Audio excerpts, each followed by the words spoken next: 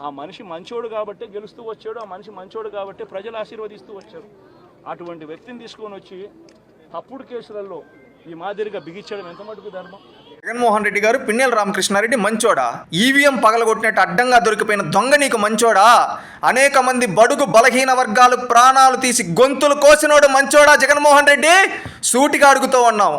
నువ్వు అవునులే, ఎందుకంటే నువ్వు బాబాయిని చంపావు, అతనేమంటే బడుగు బలహీన వర్గాల వ్యక్తులను చంపాడు, ప్రజాస్వామ్యాన్ని చంపాడు. అలాంటోడు నీకు మంచిగానే కనిపిస్తాడు. నీలాంటి రౌడీకి ఎక్కడైనా నీ రౌడీ బుద్ధి మార్చుకో. ప్రజలు నిన్ను చీకొట్టి 11 స్థానాల్లో ప్రతిపక్ష హోదా కూడా లేకుండా కూర్చోబెట్టారు. ఇంకా సిగ్గు లేకుండా బయటకు వచ్చి నేరస్తులకి వంట పాడుతూ నేరస్తులను వెనకేసుకొని వస్తున్నావంటే ముందు నిన్ను వేసుండాలి జైల్లో. వేస్తే బుద్ధి వచ్చేది. ఎక్కడైనా మారవయ్యా జగన్ రెడ్డి.